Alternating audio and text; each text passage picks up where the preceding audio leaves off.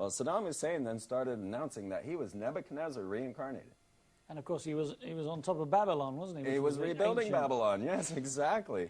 And rebuilding Nebuchadnezzar's palace. With his hieroglyph on it, wasn't it? Exactly, exactly. So here's this man that America put in power in Iraq that's saying he's Nebuchadnezzar reincarnated, having all this masonry made to him. And we come in and we strike him with a warfare campaign known as the shock and awe. Yes. Okay, well, you ask any Freemason what the Shekinah or shock and awe is, they'll tell you it is the cloud, the invisible cloud of brotherhood that surrounds the Masonic altar. And as I was telling you earlier with the Ark of the Covenant, that is the voice of God that surrounded the Ark of the Covenant that they had to build Solomon's temple to house. This is this nuclear force or whatever that whatever was around it might be. They called it the Shekinah. Well, the Shekinah was a play on that word. So the Shekinah, also known as rapid dominance, came down and struck Saddam Hussein, who was Nebuchadnezzar, using the mother of all bombs, which they called the Moab. Yeah. And it was the Moabites that took out Nebuchadnezzar. And it was Nebuchadnezzar in the Bible who is Lucifer. So they just cannot resist allegory, symbolism, and reference to ancient knowledge. Well, I would say it's ritual, not warfare. It was begun on the vernal equinox, which is a day when the dead and the living combine, according to their esoteric beliefs.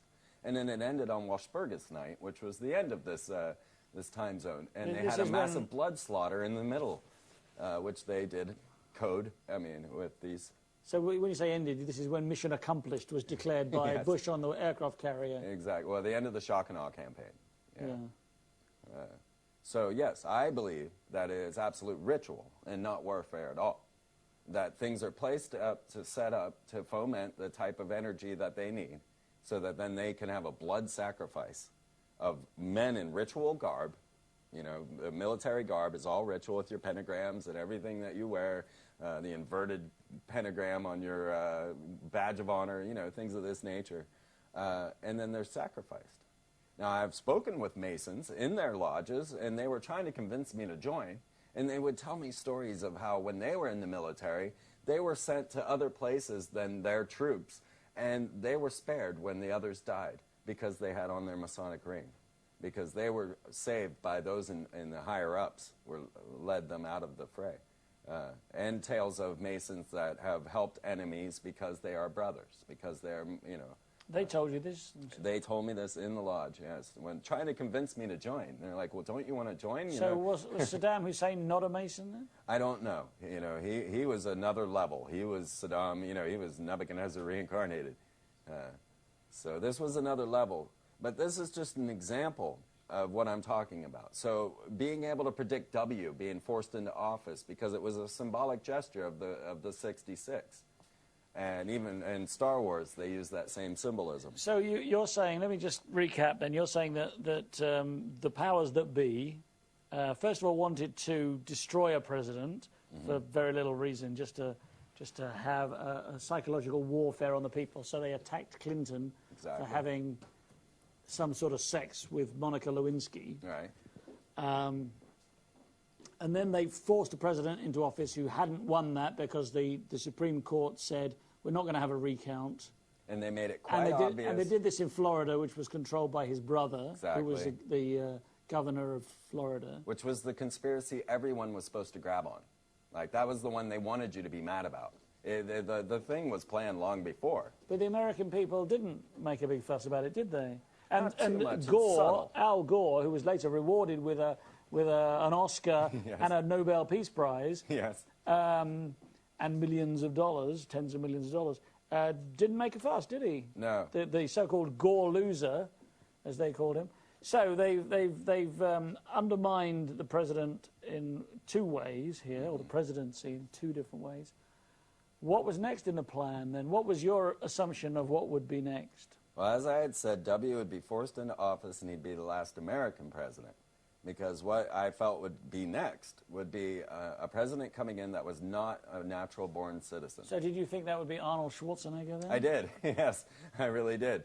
The Arnold Bill and all of that. And, of course, the people behind this non-natural-born citizen act that was passed or brought to the House were Hillary and Barack Obama. They were the senators pushing the Non-Natural Citizen Act. And of course, you know, Schwarzenegger, I mean, he comes from Austria, which is where some other famous ruler came from. Yes, exactly. And you know, his father was SS. Yeah, and you know, when we figure out that the Bush line, you know, helped and funded the Nazis, our governor of California is, you know, related to Nazis, the Pope, Benedict was a Nazi youth from Bavaria, who was investigating the Illuminati and the Templars while he was head of Inquisition, when he was still cardinal. And then now they've come out. The Vatican has stated that they are exonerating the Knights Templar. Now, this was very curious because there were a couple of symbolic gestures. One was that Pope Benedict met W at the White House on 10/13, October 13th. Mm-hmm. This is a symbolic date of the Templars. It was 10/13, 1307, or October 13th, 1307. Friday the 13th. Friday the 13th, the day that the Templars fell. So it became the most unlucky day. Well, so the Pope met W at the White House on 10/13, and the White House cornerstone is dated to 10/13. Chris Carter's X-Files production company is 10/13, and I could go on. Fatima occurred on 10/13. Nero took Rome on 10/13. But on top of that, the White House cornerstone is dated to 10/13. And I used all of this and to add one more. The Pope had W visit him at Vatican, and they met in St. John's Tower, who is the patriarch of Freemasonry, on Friday the 13th. And so it was all these 10/13, Friday the 13th symbolic gestures that led me to say, well, there's going to be a major event on 10/13. And so for 2 years, I predicted this. For 2 years, I talked about it. You can see it all on my website. And pre-10/13, for 2 years, I discussed it. But it was 9/11. No. I predicted 9/11 as well. This was later. Okay, so 9/11 I predicted, but without an audience. And only my friends, you know, just people around me. I said, hey, there's going to be a major terrorist attack. Now, this was after W was forced into office. The reason being was that during the Clinton era, there was a Homeland Security Act where they were trying to form a Homeland Security in America. Every October 1st, during the Clinton era, it came up. Every October 1st, it was shot down as the most unconstitutional thing anybody had ever heard. Mm-hmm. Well, so when they railroaded the W into office, I knew that'd be the year. I had been expecting, in the middle of September each year during the Clinton era, to have a major terrorist event to force this Homeland Security, because I knew they needed about 2 weeks reaction time. And so the middle of September... So it would have to happen in September, and then in October, when this came around, they could then put the Patriot Act. Everybody would go, oh, yes. And I picked the date of 9/11 because that was the date that H.W. announced the New World Order for the first time publicly. Now, I know how ritual they are. Now, had I known that the Twin Towers cornerstones were Masonically laid to 9/11, 1970, whatever year they were laid, and you can't find that one anymore, but you can go look at the Pentagon cornerstone, and it's dated to 9/11, 1941. So both the targets were also dated Masonically to 9/11. So it's a bit of a given, really, isn't Yeah. it? Is it symbolic that it's also the number you dial in America for the emergency services? I've wondered about that, because then I went in and tried to dig out what the Kabbalistic meaning of this would be. And it really is a Luciferian number. It's all doing with the Tree of Life, and there are 10 paths on the Tree of Life, or 10 stations. And then when you go to 11, you're the magician.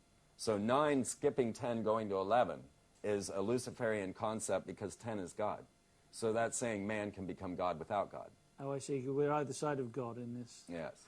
Okay, so let's talk about...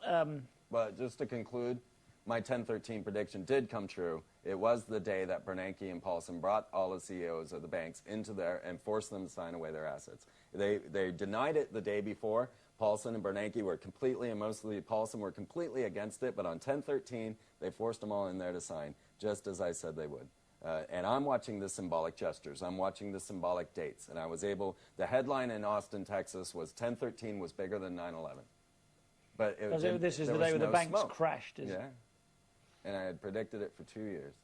The date, you know, because I'm watching symbolic gestures. Okay, let's go back to the presidents then. All right. Because we've seen a trail here, haven't we, of symbolism, if you like. Absolutely. And we've got to George W. Bush, but... What did you predict would follow George W. Bush? Was the non-American president. So now the question of who is this man, Barack Obama? If we have that video clip, It comes up right after who is Obama? Ooh. The Facts is what it's called. The Facts. Okay. Let's see if we can see that. Let's see if it comes up. But let's talk about him in the meantime. Okay. So he had lots of different personas, didn't he? He had different names. He lived in different countries. He was apparently, or possibly, born in Kenya. His mother said so. His mother said he was born